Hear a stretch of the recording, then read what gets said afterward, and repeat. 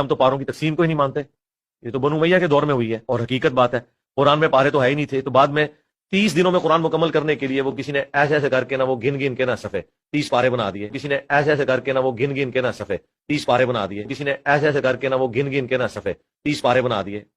اور جس کا ثبوت یہ ہے کہ سورۃ الحجر کی ایک آیت پارہ نمبر 13 میں ہے، باقی پوری سورۃ الحجر پارہ نمبر 14 میں ہے، وہ ایک آیت جو ہے وہ ایک لائن بھی پوری مشکل سے بنتی ہے، وہ لائن بھی اس نے نا ادھر نہیں کی کہ ذرا ایونلی ڈسٹریبیوٹ ہو جاتا، ٹھیک ہے؟ تو یہ اس طرح کی غلطیاں اسی لیے ہوتی ہیں کہ جب انسانی اپروچ ہوتی ہے۔ الحمدللہ والصلاۃ والسلام علی رسول اللہ۔ السلام علیکم ورحمۃ اللہ تعالی وبرکاتہ۔ یہ بات بالکل درست ہے کہ حضور کے زمانے میں اور صحابہ کے زمانے میں قرآن کریم 30 حصوں میں منقسم نہیں تھا، بلکہ سورتوں کے حساب سے تقسیم ہوتی تھی، اور صحابہ کرام کا معمول تھا کہ وہ ہفتے میں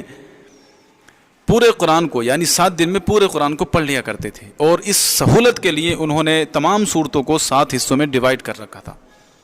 لیکن جب دائرہ اسلام پھیلا اور قرآن عجم میں پہنچا تو اب عجمیوں سے یہ کہنا کہ صحابہ کرام 7 دن میں قرآن شریف پڑھ لیتے ہیں، لہذا ان کی سنت یہ ہے کہ 7 دن میں ہی آپ پڑھو، تو یہ ان پر زیادتی ہوتی۔ تو عجمیوں کی سہولت کے لیے قرآن شریف میں بہت ساری علامتیں بڑھائی گئیں، جیسے زبر زیر ہیں، نقطے ہیں، رکوع ہیں، اور اسی طرح قرآن کریم کو 30 پاروں میں منقسم کر دیا گیا کہ 7 دن میں نہیں پڑھ سکتے تو کم سے کم مہینے بھر میں تو قرآن شریف پڑھ ہی لینا چاہیے پورا ہوا، اور اس سے تمام امت مسلمہ کو فائدہ ہوا، خاص کر کے حفاظ کرام کو اس سے فائدہ ہوا۔ تراویح میں کون سی رکعت کو کس آیت پر پورا کرنا ہے، یہ انہیں ہر رکعت میں سوچنے کی ضرورت نہیں ہے، بلکہ یا تو وہ رکوع پر اختتام کر لیں یا کسی صفحے پر اختتام کر لیں۔ تو اس طرح ان پاروں کی تقسیم کی وجہ سے حفاظ کرام کو کافی سہولت ہوئی، اور زیادہ سہولت بڑھانے کے لیے ترکی والوں نے ایک اور نئی ترتیب دی کہ اب ہر پارے کے اندر 20 صفحے ہوں گے اور ہر صفحے کا اختتام کسی آیت پر ہوگا۔ تو حفاظ کرام کے لیے تو اس میں اور زیادہ سہولت ہو گئی۔ وہ کیسے کہ اگر کسی حافظ کو 20 رکعت میں ایک پارہ پڑھنا ہے تو وہ ہر صفحے پر رکعت پوری کرتا چلا جائے، اس طرح ایک پارہ 20 رکعت میں پورا ہو جائے گا۔ اب اس کو ہر رکعت میں یہ سوچنے کی ضرورت نہیں ہے کہ کون سی آیت پر اختتام کروں، اور اگر یہ ترتیب نہیں ہوتی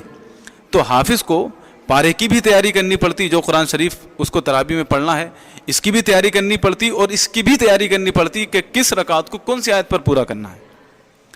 تو یہ ایک ایسی ترتیب ہے کہ پوری امت مسلمہ کو اس سے فائدہ ہوا ہے، لیکن پھر بھی کوئی اس میں نقص نکالتا ہے، اعتراض کرتا ہے، تو آپ خود فیصلہ کیجیے کہ اس کے ذہن میں کیا چل رہا ہے، وہ کیا حاصل کرنا چاہتا ہے، کہاں تک پہنچنا چاہتا ہے۔ ہر چیز میں نقص، ہر چیز میں اعتراض، ہر چیز میں خرافات۔ تو آپ خود فیصلہ کیجئے کہ اس طرح کے نقص نکالنے والے انسان کی ذہنیت کیا ہو سکتی ہے۔ اللہ رب العزت سے دعا ہے ہم سب کو فتنہ و فساد سے بچنے کی توفیق عطا فرمائے، گمراہی سے بچنے کی توفیق عطا فرمائے۔ السلام علیکم ورحمۃ اللہ۔